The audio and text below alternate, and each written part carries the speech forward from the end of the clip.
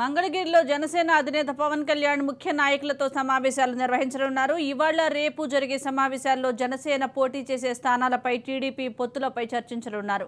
Party కార్యక్రమాలపై దిశానిర్దేశం చేయనున్నారు.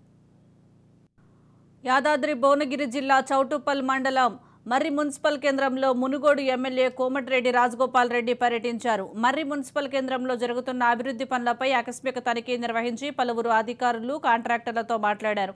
పేద ప్రజలకు ప్రభుత్వ ఆసుపత్రులే దేవాలయాలని, నార్మల్ డెలివరీలు చేయకుండా ఆపరేషన్లకు ప్రైవేట్ ఆసుపత్రులకు రెఫర్ చేయొద్దని ఆయన తెలిపారు.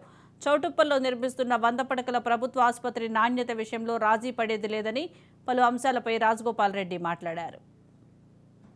పడకల ఆసుపత్రి నిర్మాణంలో ఏ విధంగా నిర్మాణం కొనసాగుతుంది, మరి కట్టబోయే హాస్పిటల్ భవిష్యత్ తరాలకు కనీసం ఒక 25-30 సంవత్సరాలకు సరిపోని విధంగా ఇన్ఫ్రాస్ట్రక్చర్ క్రియేట్ చేస్తుందా లేదా అనే విషయం మీద చాలా డీటెయిల్ గా ఇంజనీర్ల ద్వారా, డాక్టర్స్ ద్వారా దాదాపు 1 గంట సేపు రివ్యూ చేయడం జరిగింది. తప్పకుండా నెంబర్ 1 ఏంటంటే, ఈ ఉన్న ప్రభుత్వ ఆసుపత్రిని, ఈ కొత్త ఆసుపత్రి కన్స్ట్రక్షన్ కంప్లీట్ అయ్యే లోపు ఈ చుట్టుపక్కల ప్రాంతాల పేద ప్రజలందరికీ కూడా అన్ని రకాలుగా వీలైనంత వరకు ఆరోగ్య సేవలు అందించాలంటే సరి అయిన డాక్టర్స్ గానీ, నర్సెస్ గానీ, సపోర్టింగ్ స్టాఫ్ గానీ లేదు అనేది గతంలో కూడా నేను ఎమ్మెల్యేగా ఉన్నప్పుడు నా దృష్టికి తీసుకొచ్చిండ్రు. ఇప్పుడు కూడా అదే పరిస్థితి కొనసాగుతుంది.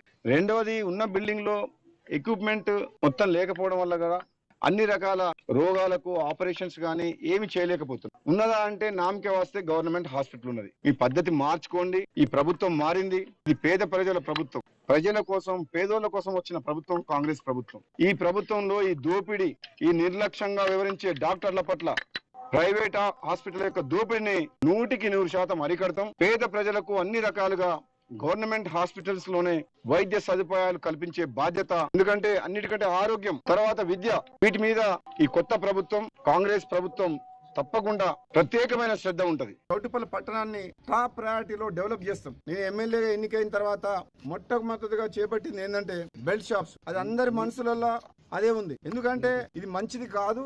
ఉదయం నుంచి రాత్రి వరకు ఎన్నో కుటుంబాలు, ఎంతో మంది బాధపడుతుండ్రు. కేవలం అది వైన్ షాప్, పర్మిటెడ్ ఏదైతే లిక్కర్ గా పర్మిషన్ ఉన్న వైన్ షాప్ల దగ్గర తప్పితే